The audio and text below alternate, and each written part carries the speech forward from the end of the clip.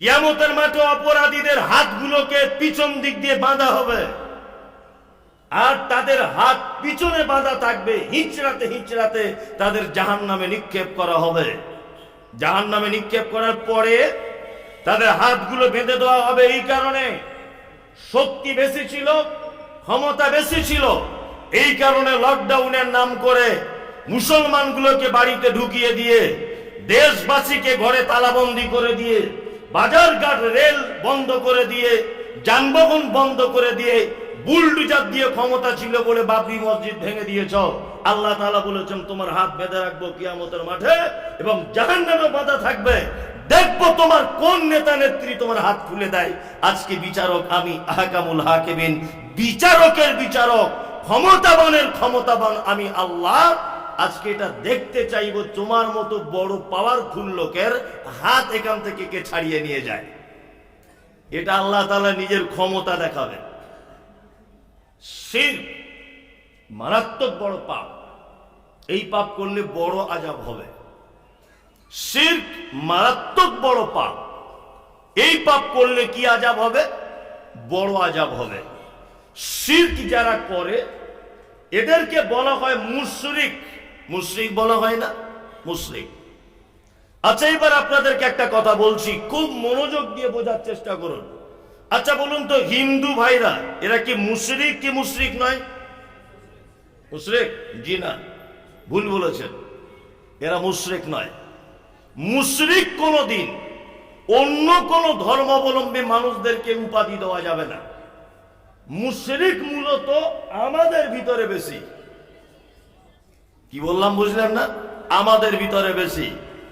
অনেক মানুষ আমাকে বলে যে আপনি বক্তব্য খুঁজে পান না, শুধু পীর মাজার এটা ওটার ব্যাপারে কথাবার্তা বলেন, কেন আপনি কোন দেবদেবীর ব্যাপারে কথাবার্তা বলেন না? পবিত্র আল কোরআনে কথা বলেছে, লাকুম দীনুকুম ওয়ালিয়া দিন। যার দিন তার কাছে।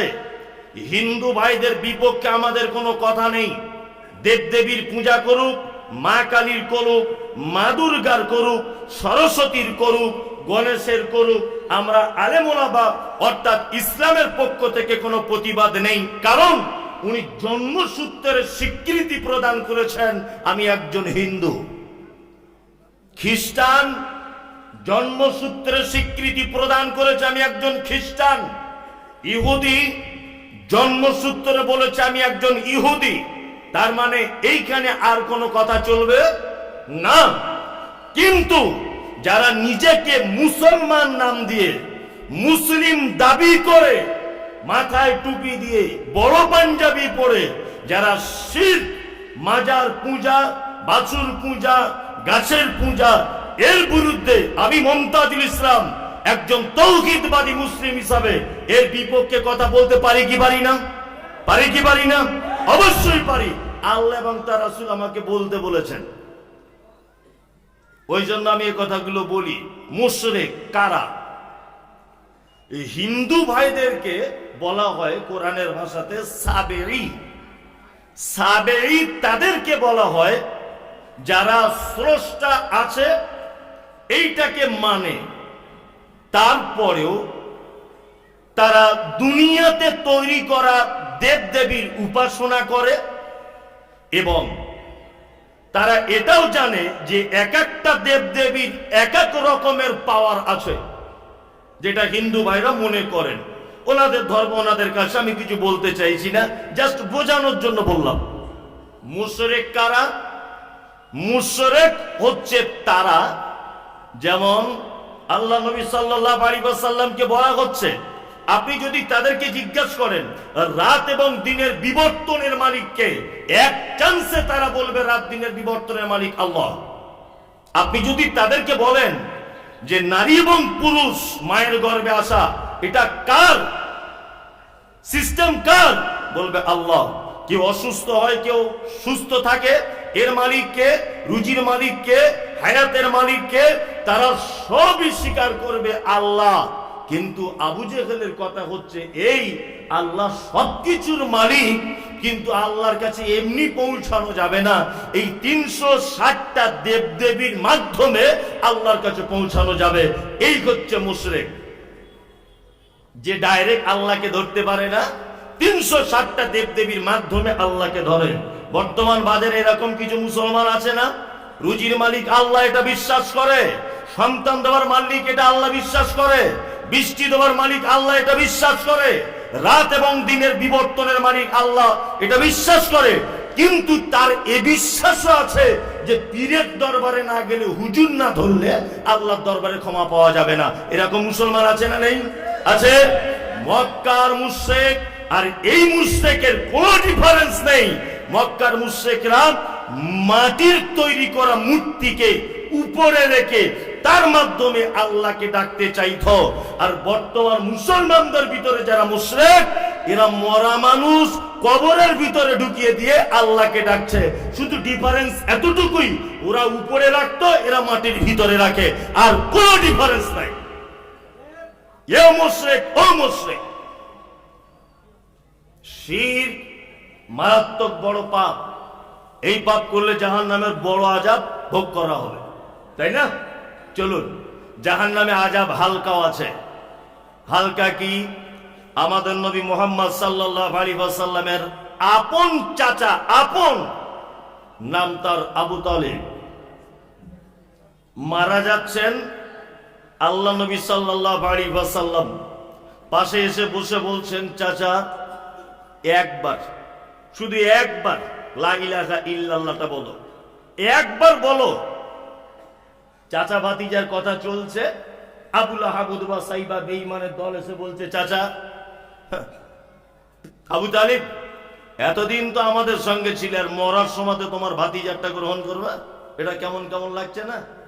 কথা বলছে, এক পর্যায়ে চাচার টাইম শেষ, চাচার টাইম শেষ, মারা গেলেন। নবীজি নিজের ভাষাতে বলছেন, নিজের ভাষাতে। কি নিজের ভাষাতে? নিজের ভাষাতে বলছে, আমার চাচাকে কিয়ামতের মাঠে জাহান্নামের ভিতরে দেওয়া হবে, আর জাহান্নামে আমার চাচা বলে এতটুকু সাবসিডি হবে যে দুটি লোহার জুতো গরম করে আমার চাচার পায়ে পরিয়ে দেওয়া হবে। তার বিনিময়ে, তার ফলশ্রুতিতে আমার মাথা, চাচার মাথার মগজ টকবক টকবক টকবক করে ফুটবে। তার মানে বোঝা গেল যে নবীর চাচা হয়েও বাঁচা যাবে না, বাঁচা যাবে না। অথচ পীর সাহেব সারা জীবন বক্তব্য রাখছে, আমাদের মুরিদ হলেই বেঁচে যাবে। তোমার পীর সাহেবই কিয়ামতের মাঠে কি অবস্থায় থাকবে তার ঠিক ঠিকানা নাই। কি বলছি বুঝতে পারছেন না? কোন ঠিক ঠিকানা নেই। আর ও এখানে বলছে যে আমাদের এই রকম ভাবে মেনে চললে সব জান্নাত চলে যাবে। তোমার পীরেরই ঘটনা ঘটে যাবে কিয়ামতের মাঠে, তা মুরিদের কি হবে? আল্লাহু আকবার। আল্লাহ অন্ধকার জাতিকে তুমি আলো জ্বেলে দাও, দিনের সঠিক হাদিস এবং কোরআন। আমিন। চলুন, তার মানে জাহান্নামের সহজ সব থেকে আযাব, ছোট আযাব, তার হচ্ছে পরিণাম দুটি লোহার জুতো আগুনের তৈরি করে পায়ে পরিয়ে দেওয়া হবে। এটা জাহান্নামের সব থেকে হালকা আযাব। লজ্জাজনক আযাব কেমন? গ্রামে একটা চোর ধরা পড়েছে।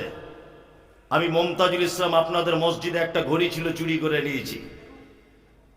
কারি সাহেব আমাকে ধরে ফেলেছে, গ্রামে বিচার হচ্ছে। সবাই বলছে মেয়েরে দাঁত ভেঙে দে। বক্তা হলো তা কি হলো, ঘড়ি কেন চুরি করবে? কারি সাহেব তখন বলছে, না কেউ মারিও না, মারলে একটা দেখতে খারাপ, শরীরে দাগ হয়ে যাবে। এক কাজ করুন মমতাজুল সাহেব, আপনি নিজে থুতু ফেলে নিজে চেটে নেন একবার, নিজে থুতু ফেলুন মাটিতে, পেটে একবার জিভ দিয়ে চাটুন। আচ্ছা বলুন তো, চড় খাওয়া বেশি লজ্জাজনক না থুতু ফেলে চাটা বেশি লজ্জাজনক? হ্যাঁ, চাটা। পাপের কোয়ালিটি আছে, আযাবেরও কোয়ালিটি আছে, ঠিক তেমন আরামেরও কোয়ালিটি আছে। কেমন আরাম? আপনি এখান থেকে মালদা থেকে ট্রেন ধরে দিল্লিতে যাচ্ছেন, ভালো করে বুঝবেন, বক্তব্য আমি শুরু করিনি, কোরআন থেকে করব। যাচ্ছেন মালদা থেকে, টিকিট কেটেছেন, দিল্লি যাবেন। দেখবেন ট্রেনে 3 রকম কোয়ালিটির টিকিট পাওয়া যায়, যায় না? যায়। এক হচ্ছে জেনারেল টিকিট, মানে গুতো গুতি করে যাও, এর ঘাড়ের উপরে ওর পা, কেউ শুয়ে আছে বাথরুমে, কেউ তার গায়ের উপরে পা তুলে দিয়ে আছে না? টিকিটের দাম 400, 600 টাকা দিয়ে টিকিট কাটেন, রিজার্ভেশনে যাবেন, স্লিপারে যাবেন, শুয়ে শুয়ে যাবেন। 1000 টাকা দিয়ে টিকিট কাটুন, এসিতে যাবেন। একটাই ট্রেন, একই ড্রাইভার চালাবে, মালদা থেকেই ছাড়বে, নিউ দিল্লি লাস্ট স্টপেজ। একই গতিতে চলবে, একই প্ল্যাটফর্মে দাঁড়াবে, শুধুমাত্র টাকা যেমন আরাম তেমন। 300 টাকা দিয়েছো, গুঁতাগুতি করে যাও। 400 দিয়েছো, সিটে মোটামুটি বসে যাও। 1000 টাকা দিয়েছো, 1200 দিয়েছো, এসি করে যাও, তাই না?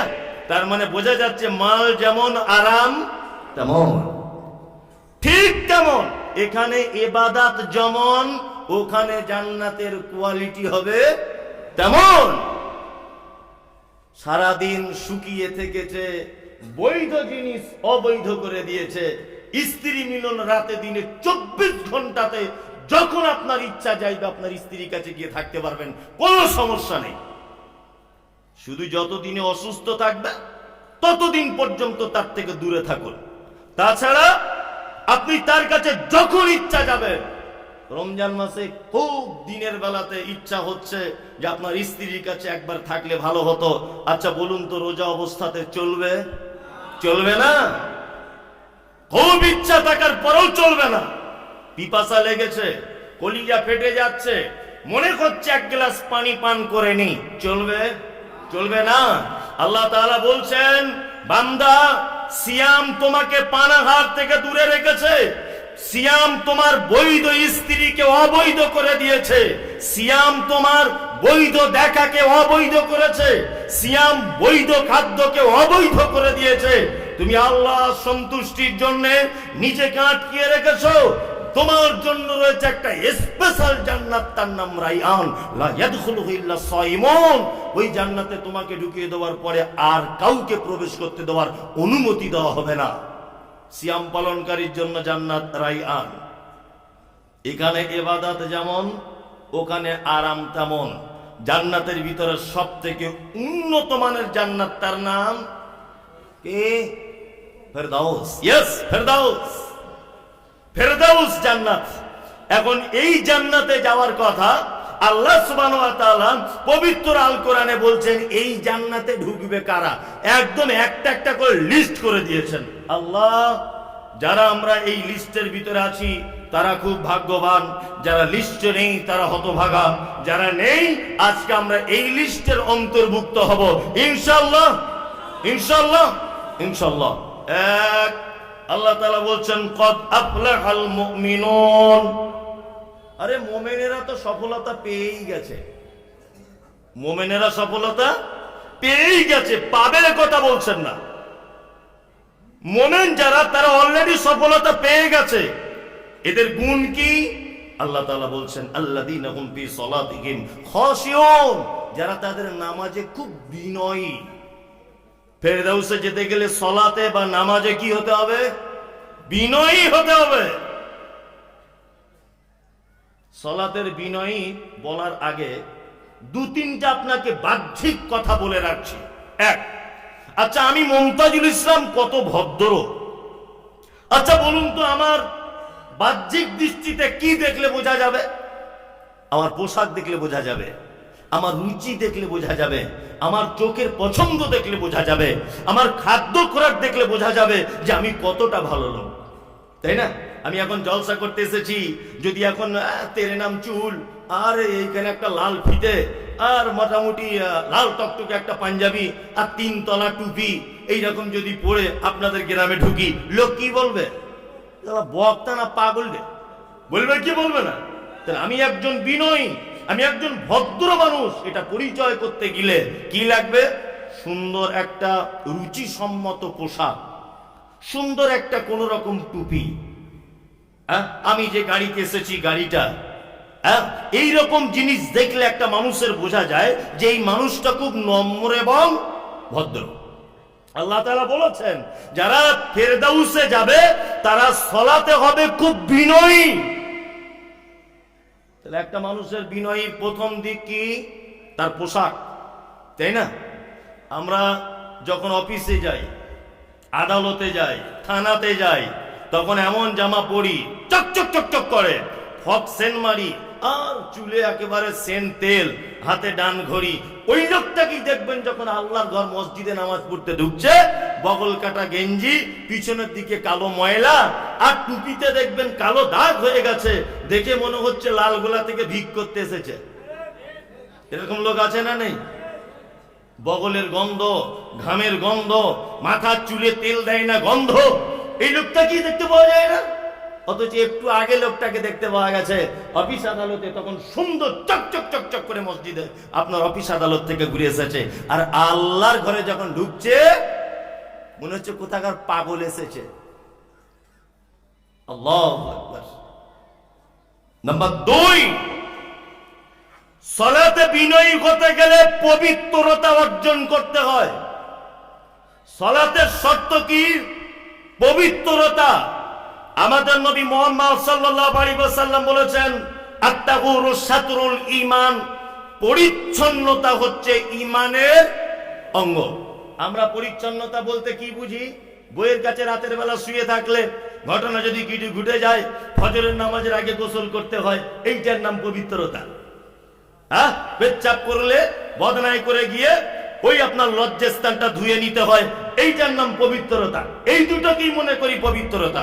এই পবিত্রতার নাম এটা নয়। হযরত মুহাম্মদ সাল্লাল্লাহু আলাইহি ওয়াসাল্লাম বলেছেন, পবিত্রতা ঈমানের অঙ্গ, একটা ঈমানদারের অংশ পবিত্রতা। আমরা শুধুমাত্র ভেবেছি পেচ্ছাপ পায়খানায় ভালো করে পরিষ্কার করা, স্বামী স্ত্রী মিলনের পরে পরিষ্কার করা, গোসল করে দেহ পরিষ্কার করা, এইটার নাম পবিত্রতা। এটার নাম তো পবিত্রতা অবশ্যই। তারপরে আর একটা দিক আছে, সেটা কি? নামাজ পড়তে আসছে একটা লোক, গ্রামের পঞ্চায়েত ধরে নেন, ভালো টাকাও খায় খারাপ টাকাও খায়। এখনকার তো যারা একটু নেতা গোছের মানুষ, মানুষের পায়খানার টাকাও খেয়ে নেয়, আছে না? সরকারি পায়খানা ঘর এসছে, তার টাকাও খেয়ে নিয়েছে। এরকম রিপোর্ট হয়তো মালদা জেলাতে নেই, আমাদের ওদিকে আছে। না আমি বলবো না, মাথা খারাপ, মার খেয়ে মরবো, আমিও কথা বলবো না। পায়খানা ঘরের টাকা এসেছে, তবুও ঝেড়ে দিয়েছে। এখন এই লোকটা মসজিদে সহজু করে কাতারে দাঁড়াচ্ছে, বলুন তে পবিত্র না অপবিত্র? অপবিত্র। একটা লোক ওপেন লটারির টাকা পেয়েছে, লটারি বিক্রি করে, হারাম ব্যবসা। একটা লোক ব্যবসা করে ওজনে ফাঁকি দিয়েছে। একজন লোক ব্যবসা করে মিথ্যা কসম করে লোক ঠকিয়ে তার পণ্য বিক্রি করে দিয়েছে। একটা লোক তার আব্বাকে হসপিটালে নিয়ে যাবার নাম করে বুনের জমি লুকিয়ে আব্বাকে টিপ দিয়ে লিখে দিয়েছে। এরকম লোক আছে না নেই? আছে। ওই লোকটাকে আবার দেখতে পাওয়া যায় ওযু করে মসজিদে ঢুকছে।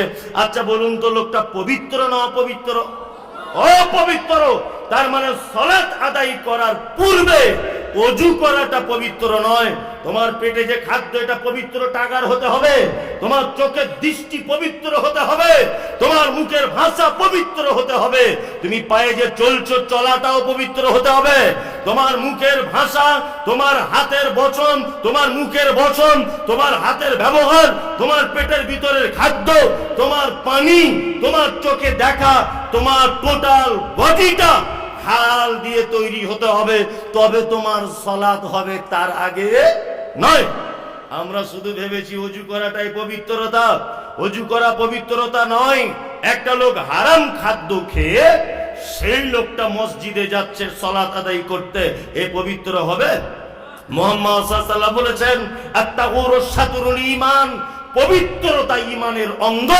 তার মানে নবীজি এটা বোঝাতে চাননি যে ওযু করতে হবে আর গোসল করতে হবে, পেচ্ছাপ করে পানি নিতে হবে, পায়খানা করে ভালো করে ধুয়ে নিতে হবে, এটা নয়। একটা ইমানদারের পক্ষে অসম্ভব অপরের হক মেরে খাওয়া। একটা ইমানদারের পক্ষে অসম্ভব অন্যায়ভাবে কাউকে গালি দেওয়া, সেটা তার মুখের পবিত্রতা। একটা মুমিনের পক্ষে অসম্ভব অন্যায়ভাবে কোনো পরনারীর দিকে কুদৃষ্টি দিয়ে দেখা, এটা তার জন্য পবিত্রতা তার চোখে। কি বললাম, বোঝাতে পেরেছি? তার মানে বোঝা গেল নামাজ কবুল হওয়া বড় কঠিন, খুব কঠিন। এই যে আমি অনেক বক্তব্যতে বলি, অনেক বক্তব্যতে, পৃথিবীতে একটি মাত্র খাবার আছে যে খাবারটা জাহান্নামীদের খাবার। যদি বলছেন কেমন করে আপনি পেলেন, আল্লাহ পবিত্র কোরআনের একটা আয়াত দেখে এটা আমি বুঝতে পারছি। আল্লাহ তাআলা বলছেন, লা তাসমাউ ফিহা লাগিয়া। আল্লাহ তাআলা বলছেন না, আয়াতটা ইসরার ভিতরে আছে, হ্যাঁ রাইট, লা ইসমিনু ওয়ালা ইউগনি মিন জু। আল্লাহ তাআলা বলছেন জাহান্নামীদের একটা খাদ্য যে খাদ্যটা খেলে তাদের পেটও ভরবে না আর শরীরের কোনো পুষ্টি যোগাবে না। এটা কাদের খাদ্য? জাহান্নামীদের। বর্তমানে কিছু লোক আছে দেখবেন নামাজ পড়ে অথচ বিড়ি টানছে। বিড়ি টানছে না? টানছে। বিড়ি খেলে কোনো পেট ভরে? স্বাস্থ্যের কোনো উপকার হয়? হ্যাঁ, এটা হারাম। একটা লোক যদি একদিন যদি একবার বিড়িটা টেনে দেয় বা নেশার জিনিস টেনে দেয়, কতদিন তার সালাত হবে না?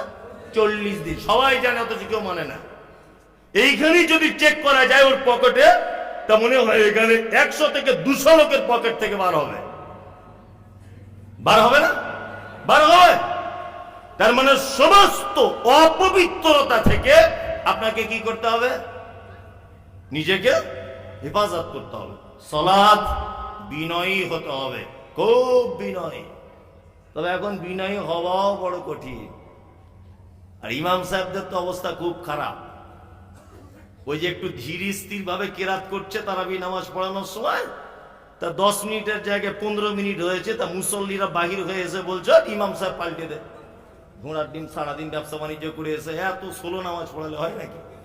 পাল্টা কমিটি ওকে চেপে পাল্টিয়ে দিয়েছে যে ভাই তুমি অন্য মসজিদ দেখো। কারণ রিপোর্ট কি না, রিপোর্ট তোমার খুব খারাপ ভাই, তুমি আস্তে আস্তে নামাজ পড়াও। মনে হয় একটু ধীর স্থির ভাবে পড়ায়। কি বলছি বুঝতে পারছেন? আর একটা ইমাম সাহেবকে ডেকে নিয়ে এসেছে কমিটি। কমিটি জিজ্ঞাসা করে, ওই ছেলেটা এসে যে জয়েন করেছে মসজিদে, তা মুসল্লিদের জিজ্ঞেস করছে আগের ইমামটা কেন চলে গেল ভাই?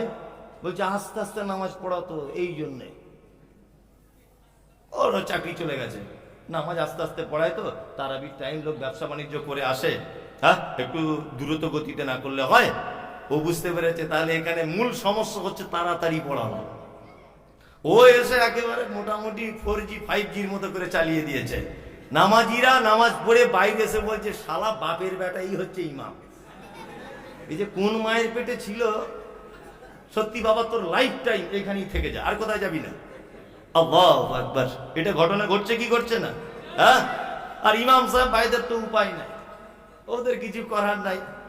হ্যাঁ, আল্লাহু আকবার। কি যে অবস্থা চলছে সারা পশ্চিম বাংলাতে, মানুষের নামাজ হয় কি করে। আজকে একজন গল্প করছিল আমার সাথে, বলছে মনি সাহেব আমি ইমামতি করছি 9 বছর হয়ে গেল। আপনাদের আশেপাশের কোন একটা ইমাম 9 বছর হয়ে গেছে, যে বেতন কত? বলছে 3200। যে 9 বছরে 3200? বলছে হ্যাঁ, ইমাম ভাতাটা পাই। কি আশ্চর্য ব্যাপার। চলছে কি চলছে না এগুলো? হ্যাঁ চলছে। আমাদের সালাত হেফাজত করতে হবে, খুব ধীর স্থির ভাবে সালাত আদায় করতে হবে। আল্লাহ তাআলা তারপরে বলছেন ওয়াল্লাযীনাহুম আনিল লাগবি মুরিজুন, যারা অসার ক্রিয়াকলাপ থেকে নিজেকে হটিয়ে রাখে, মানে ফালতু কথা বলে না, প্রয়োজন হলে কথা বলে না, তো বা নিজেকে আটকিয়ে রাখে। আমাদের নবী মুহাম্মদ সাল্লাল্লাহু আলাইহি ওয়াসাল্লাম তিনি বলেছেন আফজালুল কওল সাদাকাতুন, প্রয়োজন হলে তুমি উত্তম কথা বলো, সাদকা করলে যে নেকি পাবে সেই নেকি তুমি পেয়ে যাবে। হঠাৎ করে মানুষের সঙ্গে খারাপ ভাষায় কথা বলিয়েন না, তাহলে হিতে বিপরীত হয়ে যাবে। তাহলে ফেরদাউসে যেতে গেলে দ্বিতীয় শর্ত কি? দ্বিতীয় শর্ত কি? দ্বিতীয় শর্ত হচ্ছে নিজের জবানকে হেফাজত করতে হবে। এটা আমরা করেছি। ওই তো চায়ের দোকানে বসে অমুক 2 তলা বাড়ি করেছে, কি করে বলতে দেখি। একজনা বলছে, তার একজন বলছে ঘটনা শুনিসনি? বলছে না তো শুনিনি তো। বলছে সে দিল্লিতে কাজে গিয়েছিল, মাল ঝেড়ে নিয়ে চলে এসছে। তো ও ঝেড়ে নিয়ে এসেছিল, তোমার বাপ দেখতে গিয়েছিল, তুমি এই কথা বলতে গেলে কেন? হ্যাঁ, এই তোমার বাপ দেখতে গিয়েছিল, টাকা মেরে নিয়ে এসেছে, এই কথা বলার দরকার কি? একটা বউয়ের স্বামী মারা গেছে, তা বউটা যাচ্ছে কালিয়াচকে কোনো একটা কাজে, তা চায়ের দোকানে বলছে দেখ স্বামী মরে যাওয়ার পরে ঢং কত বলছে। আর একজনে তখন পাশে বলছে শুনিস দেখেছি? বলছে না। বলছে ফটিকের ছেলের সাথে তো শুনছি কি খাটার মোটর করছে একটা। এই তুমি বলতে গেলে কেন? তুমি কেন বলতে গেলে? তুমি জানো? তুমি জানো ও ফটিকের ছেলের সাথে খটার মোটর করছে? তুমি জানো? বলতে গেলে কেন? পৃথিবীতে একটা মারাত্মক পাপ আছে, মারাত্মক পাপ, যে পাপের ক্ষমা পাওয়ার কোন পদ্ধতি ইসলামে নেই, কোন পদ্ধতি নেই। জেনা করেছেন তো জেনা, ব্যভিচার করেছেন, আপনি তওবা করুন, আল্লাহ দরবারে কাঁদুন, ক্ষমা হয়ে যাবে ইনশাল্লাহ, কোনো এ নেই, ক্ষমা হয়ে যাবে। সুদ খেয়েছেন, সুদ, কোনো অসুবিধা নেই, ক্ষমা হয়ে যাবে, কোনো অসুবিধা নেই, ক্ষমা হবেই। তওবা করে দেন, ক্ষমা হয়ে যাবে। পৃথিবীতে একটা পাপ আছে যে পাপ ক্ষমা হয় না, এক গীবত, পরনিন্দা, পরের কথা একে ওকে বলে বলে বেড়ানো, এরকম আছে না নেই? হ্যাঁ, মারাত্মক আছে। এই যে কত কোয়ালিটির লোক, ইমাম সাহেব ফজরের নামাজ পড়ে বার হয়েছে, আর একটা পাক্কা মুসাল্লি বলছে সত্যি আজ আমি 24-25 বছর নামাজ পড়ছি মনি সাহেব, আপনার মতো লোক দেখিনি। এত সুন্দর কেরাত আপনার, আর এত ব্যবহার। এই লোকটা ফজরের নামাজ পড়ে বলেছে। এই ইমাম সাহেব এখন বাড়ি গিয়ে 4-5 দিন কামাই করে দিয়েছে কোন একটা কারণে, তো ওই লোকটা এবার বিকালে চায়ের দোকানে গিয়ে বলছে শালাকে পাল্টাতে হবে, এত কামাই করে কেন? হ্যাঁ, এসব ইমাম চলবে না। এরকম লোক আছে না নেই? আছে। এদের ব্যাপারে বলা হচ্ছে এদের অন্তরে বিষ, মুখে মধু, মুখে মধু, অন্তরে বিষ। পৃথিবীতে একটা পাপ, তার নাম পরনিন্দার গীবত। আল্লাহ তাআলা অত্র আয়াতে কথা বলছেন, যারা এই পাপ থেকে দূরে থাকে তাদের জন্য ফেরদাউস।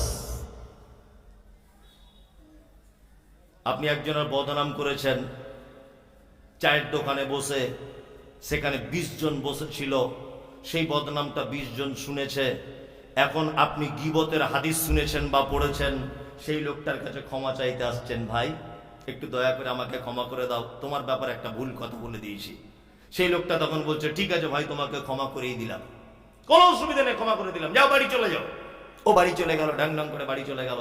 আচ্ছা বলুন তো, ক্ষমা হলো কি হলো না? হলো না। চায়ের দোকানে যে 20 জনের সামনে বসে বদনাম করেছে, ওই 20 জন তো আরো 20 জনকে বলেছে, বলেছে কি বলেনি? তার মানে এই কথাটা চারিদিকে ছড়িয়েছে। হ্যাঁ, তার মানে এ পাপ ক্ষমা পাওয়া খুব মুশকিল। মুহাম্মদ সাল্লাল্লাহু আলাইহি ওয়াসাল্লাম বলেছেন, গীবতের পাপ যদি ক্ষমা নিতে চাও, তুমি যে মজলিসে বসে তুমি তোমার ভাইয়ের দুর্নাম করেছো, ওই মজলিসে বসে তুমি বেশি বেশি তোমার ভাইয়ের সুনাম করো, তাহলে আল্লাহ ইচ্ছা করলে কি মাফ করে দিতে পারে। আল্লাহ তাআলা তারপরে আবার বলছেন, ওয়াল্লাযীনা হুম লিফুরুজিহিম হাফিজুন, যারা তাদের লজ্জাস্থানের হেফাজত করে, অর্থাৎ যারা পর্দা করে, তারা সারা জীবন আমরা ওয়াজ করেছি, আলেম ওলামা মৌলবীরা কি ওয়াজ, এই মেয়ে ছেলেরা তোমরা ফাঁকে ঘাটে বার হবে না, পেট পিঠ দেখাবে না, গলার আওয়াজ পর পুরুষকে শোনাবে না, গোপনে মোবাইলে কথা বলবে না, তোমাদের চেহারা যেন কেউ দেখে না নেয়, তাহলে জাহান্নামের আগুনে তোমরা পুড়বে। এ ওয়াজ শুনেছি না আমরা?